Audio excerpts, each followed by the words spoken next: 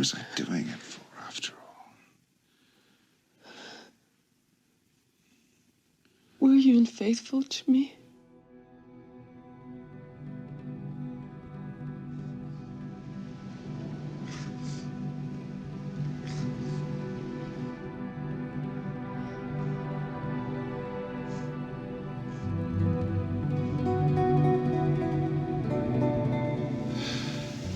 My whole family.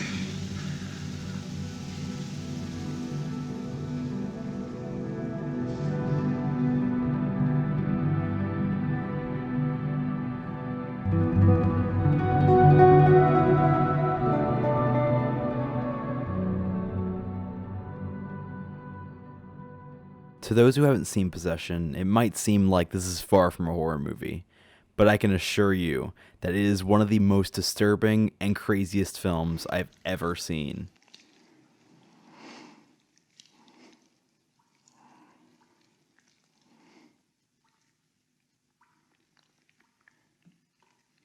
God. Like many horror movies of the present, Possession utilizes its horror aesthetics to tackle real issues. The works of Ari Aster and basically any other horror movie from A24 have essentially trademarked the term elevated horror. So it might seem like Possession, a horror film from 1981, was exponentially ahead of its time. There are a plethora of amazing horror films from the 1970s and 80s, but there's not much like Possession. Andrzej Zulawski, director of Possession, began his career defying commercialism and the mainstream, and he ended his career defying them. Possession is this defiance at its most visceral, though. Focusing on divorce isn't necessarily original, especially in a time full of marriage dramas. Scenes from a marriage, Kramer vs. Kramer, Who is Afraid of Virginia Woolf. The 60s and 70s were packed with amazing marriage dramas documenting decaying relationships. On paper, Possession falls exactly in line with these dramas, portraying a prolonged divorce, brimming with adultery and anger. But what makes the film so much more visceral is its horror. Characters not only say how they're feeling, they lash out verbally and physically, screaming and wailing seemingly without end. This relationship isn't based in any kind of reality, or at least I hope not. What results from this violent melodrama is an unfiltered reflection of ourselves, the part of ourselves we can't accept.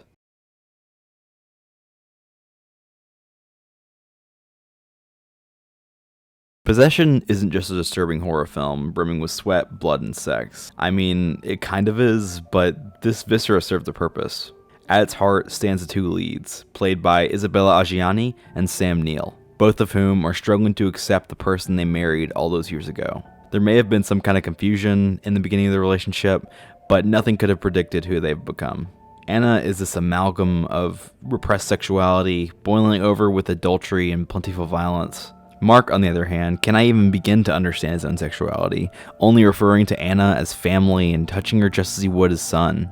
Not to say that separation is entirely one-sided, though. Mark may not be as violent as Anna.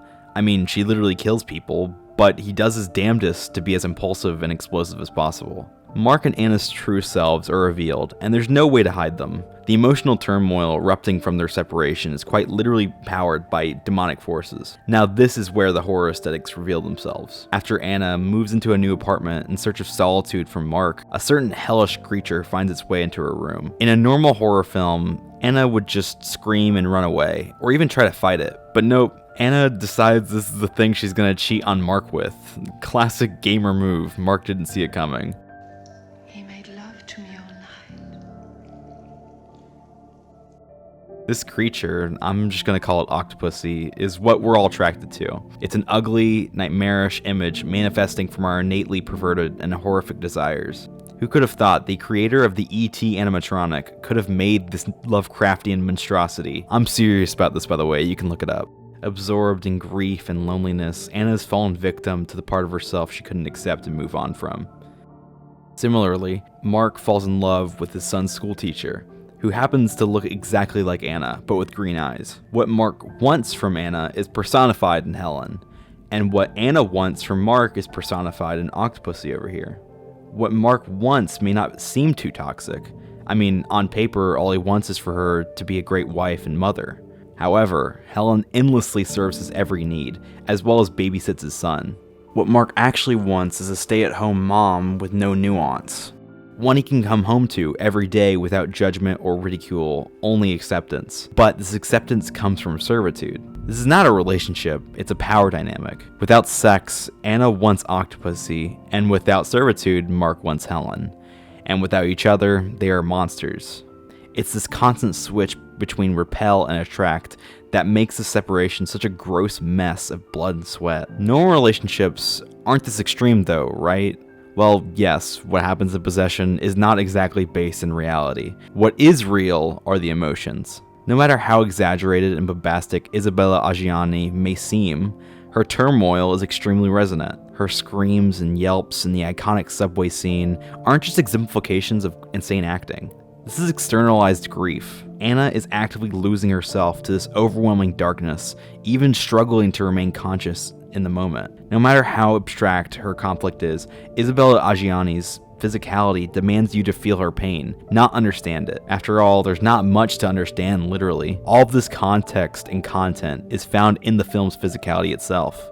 Unlike something like Marriage Story, where a divorce is dissected in a realistic setting, Possession places its divorcees in Berlin, a literal representation of repression and conflict. It's grimy and gray, but it serves as a great dreamscape for Mark and Anna's grief and desires to take form.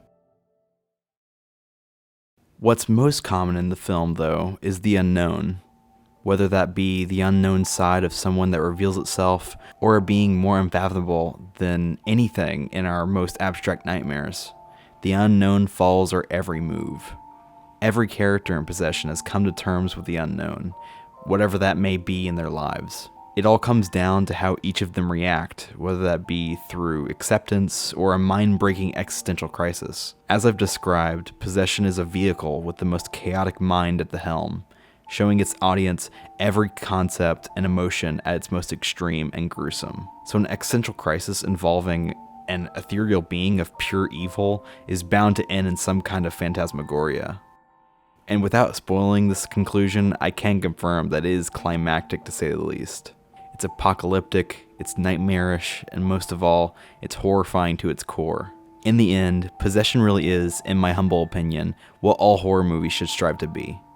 Horror can be entertaining and fun, trust me, I love goofy horror, but I think horror can be so much more in the right hands. As Possession exemplifies, the unknown can be anything and anywhere, but you have to face it somehow, and I think movies are one of the best ways to do that.